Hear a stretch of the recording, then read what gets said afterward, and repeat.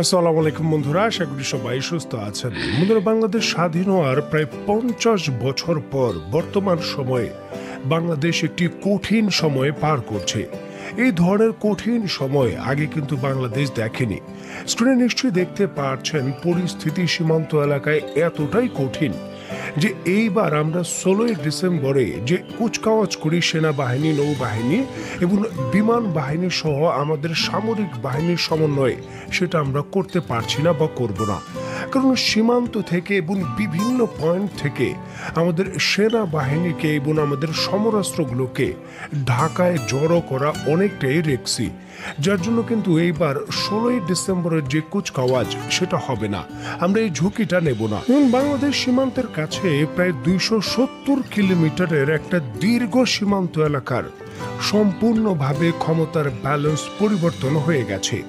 আন্তর্জাতিক কোনো নিয়ম নিয়তি এই 270 কিলোমিটারে এখন কিন্তু প্রযোজ্য নয়।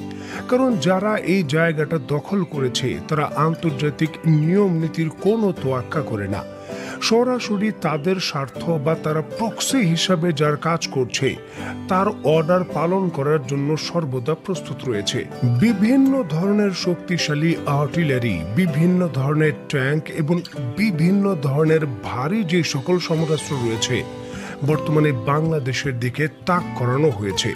পূর্বে সেগুলো অন্যের নিয়ন্ত্রণে ছিল, তবে রিসেন্টলি গতকালকে সম্পূর্ণভাবে বাংলাদেশের 270 কিলোমিটারের এই মায়ানমারের সঙ্গে যে বাংলাদেশের সীমান্ত ছিল সম্পূর্ণভাবে আরাকান আর্মির হাতে চলে গেছে। অত্যন্ত গুরুত্বপূর্ণ সমুদ্র এলাকার যে শহর রয়েছে মন্ডু, অবশেষে তারা দখল করেছে। দীর্ঘ 6 মাস একটা শক্তিশালী যুদ্ধ করার পর বাংলাদেশ সীমান্তের কাছে প্রায় 270 কিলোমিটার এলাকা সম্পূর্ণভাবে আরাকান আর্মি দখল করে নিয়েছে। নুন আরাকান আর্মির পক্ষ থেকে যেমনটা দাবি করা হয়েছে, রোববার সকালে জান্তার যে সীমান্ত এলাকার সব থেকে শক্তিশালী বাহিনী রয়েছে বর্ডার গার্ড পুলিশ ব্যাটালিয়ন, এর 5 নম্বর যে ব্যাটালিয়ন রয়েছে তাকে লক্ষ্য করে হামলা চালানো হয় এবং এই ঘটনায় মংডু শহরের বাইরে তারা অবস্থান করছিল। অবশেষে তারা সেখান থেকে পালিয়ে গেছে এবং যে সকল রোহিঙ্গারা যুদ্ধ করছিল মায়ানমারের আর্মির পক্ষে তারা কিন্তু বাংলাদেশ সীমান্ত দিয়ে বাংলাদেশে প্রবেশ করেছে। মিশনের ডিটেলস সম্পর্কে যেমনটা রাখাইনের গণমাধ্যমের প্রতিবেদনে নিশ্চিত করা হয়েছে, মংডুতে লড়াইয়ের পর সোমবার আরাকান আর্মি মিলিটারি অপারেশনের কমান্ডার 15-এর যিনি প্রধান রয়েছেন ব্রিগেডিয়ার জেনারেল খৈরান তুন, তাকে গ্রেফতার করা হয়েছে। এছাড়াও আরো প্রায় 80 জন রোহিঙ্গা যারা বাংলাদেশ থেকে মায়ানমারের ভেতরে গিয়ে মায়ানমার সেনাবাহিনীর কাছে প্রশিক্ষণ নিয়ে এই আরাকান আর্মির বিরুদ্ধে লড়াই করছিল, তাদেরও গ্রেপ্তার করা হয়েছে।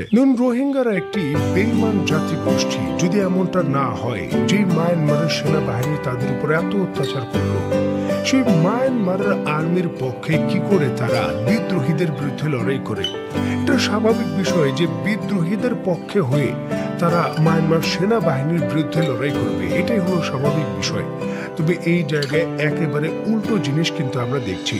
আর এই বিষয়টিকে কেন্দ্র করে আরাকান আর্মি বাংলাদেশকে সর্বোচ্চ সতর্ক করেছে যে বাংলাদেশের ভূখণ্ড এই রোহিঙ্গাদের মাধ্যমে যদি তাদের বিরুদ্ধে ব্যবহার করা হয় তাহলে তারা বাংলাদেশকেও টার্গেট করবে, যেহেতু বিশেষ করে 270 কিলোমিটার এলাকা এখন তাদের নিয়ন্ত্রণে। দেখুন, বাংলাদেশের এই গুরুত্বপূর্ণ 270 কিলোমিটার সীমান্ত এলাকা পুরোপুরিভাবে আরাকান আর্মি নিয়ন্ত্রণ নেওয়ার সাথে সাথেই তারা নতুন করে নিষেধাজ্ঞা জারি করেছে।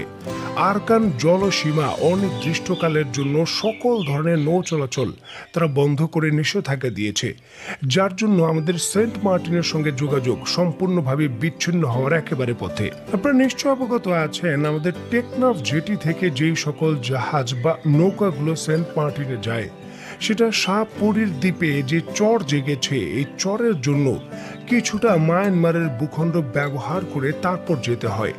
আর এখন কিন্তু সেটা পারবে না, এখন কিন্তু নিষেধাজ্ঞা দেওয়া হয়েছে। আর যদি কোনো জাহাজ বা কোনো জেলে এই জায়গায় মায়ানমারের ওই ভূখণ্ড ব্যবহার করতে চায় তাহলে আবার কিন্তু গুলি করবে। পরিষ্কারভাবে আরাকান আর্মি ঘোষণা দিয়েছে ব্যবহার করা যাবে না। যাই হোক, বাংলাদেশ সীমান্তের কাছে এত বড় একটা পরিবর্তন ঠিক তখনই আসলো যার মাত্র কিছুদিন পূর্বেই ভারত সরকার তার দিল্লির ভেতর মায়ানমারের যে সকল বিদ্রোহী গোষ্ঠী রয়েছে তাদের আলোচনার জন্য একটি প্ল্যাটফর্মে দাওয়াত দিয়েছিল একটা কনফারেন্স করার জন্য, যেখানে মায়ানমার থেকে অন্তত পক্ষে 5 থেকে 6টি বিদ্রোহী গোষ্ঠী অংশগ্রহণ করেছিল সেই সংলাপে। যদিও সেই সংলাপে আমাদের বাংলাদেশ সীমান্তে যে 270 কিলোমিটার মায়ানমারের নিয়ন্ত্রণে রয়েছে আরাকান আর্মি, তারা অংশগ্রহণ করেনি। কারণ এই আরাকান আর্মি হলো মায়ানমারের সব থেকে শক্তিশালী গোষ্ঠী এবং বর্তমানে সম্পূর্ণভাবে চীনের নিয়ন্ত্রণে। আর এই জন্যই চীনের আপত্তি থাকার কারণে এবং চীনের মন রক্ষা করার জন্য আরাকান আর্মি ভারতের সেই সংলাপে অংশগ্রহণ করেনি। দেখুন, যদিও চীনের সঙ্গে বাংলাদেশের সরাসরি কোনো সীমান্ত নেই, তবে এই আরাকান আর্মির মাধ্যমে মায়ানমারের সঙ্গে আমাদের 270 কিলোমিটারের যে সীমান্ত রয়েছে সেই সম্পূর্ণ এলাকা আরাকান আর্মি দখল করার কারণে বলতে পারেন যে চীনা সামরিক বাহিনীর সদস্যরা বর্তমানে বাংলাদেশের এই সীমান্ত এলাকায় দাঁড়িয়ে রয়েছে। চীন চাইলে যে কোনো মুহূর্তে আরাকান আর্মিকে ব্যবহার করে বাংলাদেশের বিরুদ্ধে যে কোনো ধরনের সামরিক পদক্ষেপ নিতে পারবে। এই ক্ষেত্রে তাদের কোনো জবাবদিহ করতে হবে না, কারণ আপনি সরাসরি চীনকে ব্লেম দিতে পারবেন না। চীন বাংলাদেশের সীমান্তে আক্রমণ করেছে বা বাংলাদেশের সার্বভৌমত্ব লঙ্ঘন করেছে, এই ধরনের কোনো কমপ্লেন আপনি দিতে পারবেন না। তবে বাস্তবিক অর্থে বাংলাদেশের ক্ষমতার ব্যালেন্স এবং ওই এলাকায় অস্থিরতা ছড়াতে চীন চাইলে বড় ভূমিকা রাখতে পারে। এমন একটি গুরুত্বপূর্ণ সময়ে আমাদের হাতে সুযোগ ছিল এবং করারও এটা দরকার ছিল চীনের সঙ্গে জরুরি ভিত্তিতে যোগাযোগ করা এবং আরাকান আর্মির সঙ্গে আমরা যাতে একটা সহাবস্থান বজায় রাখতে পারি এবং আরাকান আর্মির সঙ্গেই এই রোহিঙ্গাদের প্রত্যাবাসন প্রক্রিয়া নিয়ে আলোচনা করতে পারি, সেটার কার্যক্রম কিন্তু শুরু করা যেত। দেখুন, বাস্তবতা আমাদের মেনে নিতে হবে। ভারতের সঙ্গে 3টি সীমান্তে যখন আমাদের উত্তেজনা বৃদ্ধি পেয়েছে, এমতো অবস্থায় নতুন আরেকটি সীমান্ত এলাকা আরাকান আর্মির সঙ্গে আমাদের উত্তেজনা বৃদ্ধি করা যাবে না। চীনের সঙ্গে সম্পর্ক বৃদ্ধি করে যাতে এই সীমান্ত আমাদের লজিস্টিক সাপোর্টের একটা জায়গা হিসাবে আমরা ব্যবহার করতে পারি, তার সুযোগ কিন্তু আমরা নিতে পারতাম। তবে বাংলাদেশ ঠিক উল্টো পথে হাঁটছে। চীনের সঙ্গে সম্পর্ক বৃদ্ধি না করে চীনের সঙ্গে যাতে আরো শত্রুতা বাড়ে সেটাই সুনিশ্চিত করা হয়েছে এবং নজিরবিহীনভাবে, যেমনটা গতকালকের ভিডিওতে আমি বলেছিলাম যে বাংলাদেশ যুক্তরাষ্ট্রের সঙ্গে নিরাপত্তা চুক্তির বিষয় নিয়ে আলোচনা করছে। যে কোনো মুহূর্তে নিরাপত্তা চুক্তিটা করা হবে, যেহেতু এই বঙ্গোপসাগরে যে গ্যাস উত্তোলনের দরপত্র, সেখানে একটি প্রতিষ্ঠানও কিন্তু অংশগ্রহণ করেনি। খুব একটা বেশি সময় লাগেনি, মাত্র 1 দিনের ভেতরই যেমনটা বলেছি এমনটাই হয়েছে। নিশ্চয়ই আপনারা দেখতে পাচ্ছেন বাংলাদেশের জনপ্রিয় সংবাদ মাধ্যম ইত্তেফাকের রিপোর্ট। বাংলাদেশ এবং যুক্তরাষ্ট্র সামরিক সংলাপ শুরু করেছে, আর সেটা বাংলাদেশের ভেতরে নয়।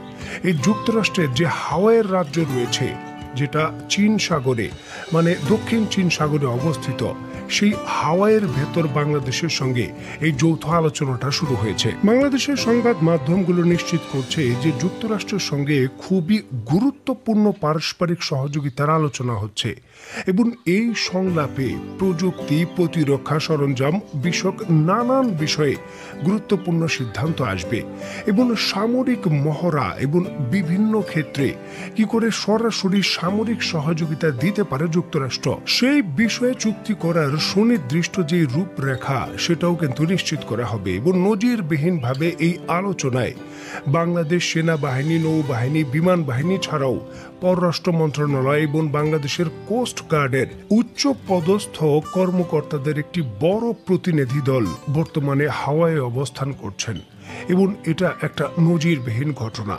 এখন দেখুন, যেইভাবে চীনের স্বার্থের বিরুদ্ধে গিয়ে আমরা যুক্তরাষ্ট্রের সঙ্গে সম্পর্ক বৃদ্ধি করছি এবং যে কোনো মুহূর্তে সামরিক চুক্তি হবে, এটা শুধু সময়ের ব্যাপার। এখন এই বড় ধরনের সিদ্ধান্ত বাংলাদেশের প্রেক্ষাপটে আঞ্চলিক স্থিতিশীলতা এবং ভারতের আগ্রাসন মোকাবেলায় আসলে কতটুকু ভূমিকা রাখবে সেটাই দেখার বিষয়। যাই হোক, এই বিষয়কে কেন্দ্র করে যে কোনো মুহূর্তে বড় আপডেট আসবে, যখনই আসবে তখনই আপনাদের আমি জানাতে চেষ্টা করব। সেই পর্যন্ত সবাই ভালো থাকবেন, সুস্থ থাকবেন এবং বাংলাদেশকে ভালোবাসবেন।